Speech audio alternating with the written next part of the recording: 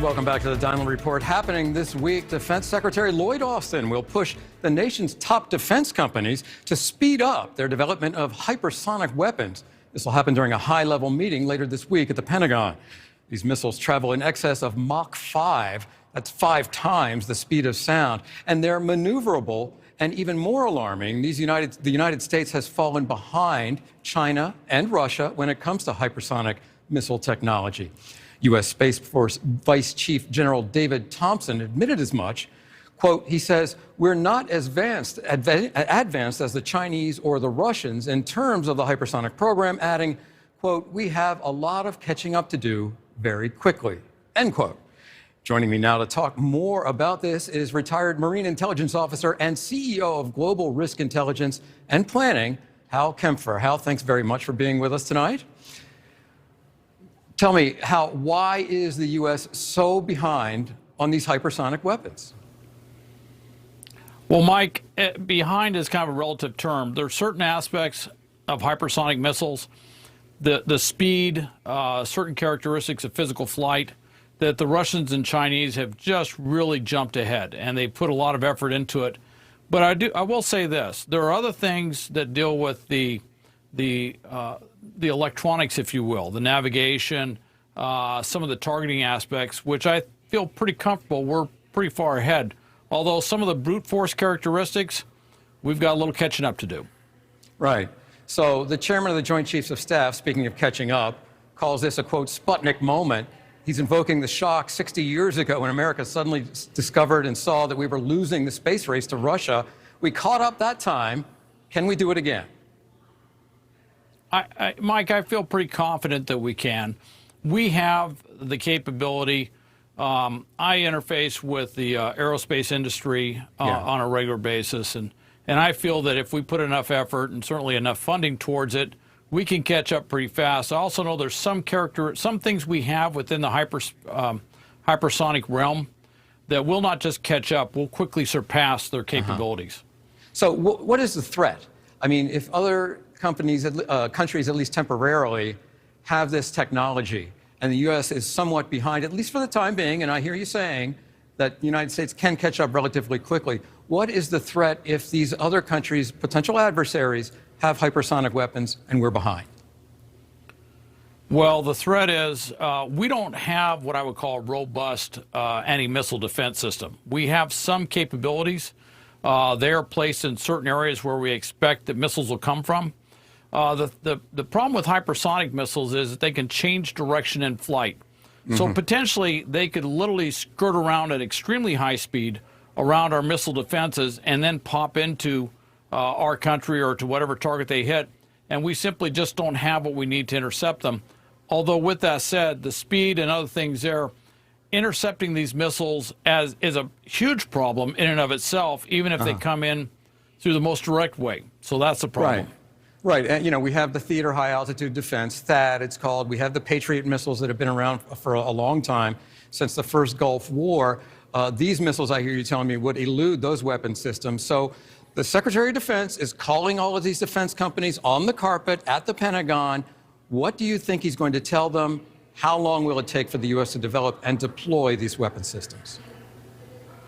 I think what he's going to tell them, he's going to give them a very short timeline. They're going to dedicate a lot of funding to it.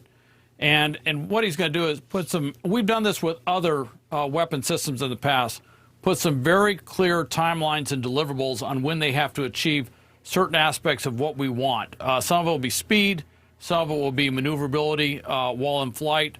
Some of it will be taking our advanced technology already in terms of targeting and avionics, if you will, to bring this together so that we can build a system that surpasses them. The other thing we're going to look at, though, is defense. And I think defense is going to be very much a big part of the discussion.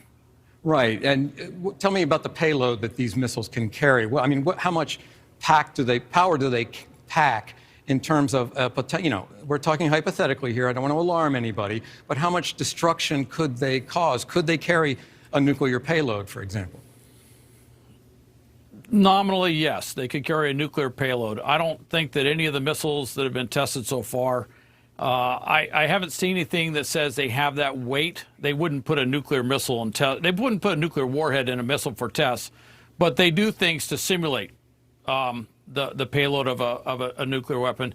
The other thing we have to consider is targeting, and that's so difficult with nuclear weapons because when we talk about ballistic missiles, it's not just the range of the missile; it's the ability of the warhead to come through the atmosphere and actually hit the target. It's very common for warheads, for the missile itself to get there, and then if it's not a very advanced system, and we've worked extremely hard on this, the warhead can literally skip on the atmosphere and miss its target by quite a bit of distance, hundreds of miles sometimes. Okay. So that's another thing. Hypersonic's a little different, but it's possible, and they got to work on that. All right, very quickly, Hal, I want to turn to North Korea. We've seen more missile tests in North Korea, the busiest January on record for Kim Jong-un. I'm like 2 leaders behind in North Korea. Should the U.S. be worried, or are they just flexing their muscle and, again, playing this game of intimidation with the West and the United States in particular? Mike, you kind of hit the nail on the head there. Yes, they are playing a game of intimidation with the West, and this is how Kim Jong-un makes himself relevant. In fact, I remember saying some time back with all the attention on the South China Sea and China and Russia and Ukraine that it's inevitable that North Korea will do something just to bring some focus back onto themselves. We should be concerned. I think the real place to be concerned is in the West Pacific. And I know in Guam, we're very concerned, and there's been a lot of discussion about significantly increasing our anti-missile defense system within Guam and some of our other West Pacific bases and installations. Okay, the U.S. Navy scrambling to recover a $100 million stealth fighter jet that crash-landed off the USS Carl Vinson, an aircraft carrier, and ended up in the South China Sea. Before China can get its hands on this technology, the U.S. is racing, the U.S. military and other assets racing to get to the crash site. Hal, if we can't keep this, I believe it's a $78 million airplane now, from crashing, a stealth jet, a long time in development, had a lot of production problems, a lot of delays. What does that tell us about our military readiness to deal with the rising power of China? This did happen in the South China Sea, after all. Well, it did happen in the South China Sea. Planes do sometimes crash. We had an SR-71 Blackbird when I was on an intelligence tour in the West Pacific that also crashed near the Philippines. And I can tell you it was a full court press getting assets down there to identify the debris field, to get the debris, recover the plane. That's the same thing you're seeing here. There are some things we may hear about. I'm sure there's a lot of things going on right now, surface and subsurface, that we won't hear about. But the U.S. does not want China to get their hands on that technology. There's some very advanced weapon systems, intelligence, ISR, reconnaissance, surveillance systems in there. They just don't want them to get that, and, of course, the stealth technology itself. We should mention, Hal, that there were 7 sailors on board, including the pilot of that F-35.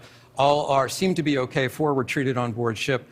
No one died in the accident. Retired Marine Intelligence Officer Hal Kempfer. Thank you very much, Hal. Thank you, Mike. Thank you for watching. Click the red subscribe button below so you can get more of NewsNation's fact-driven, unbiased coverage.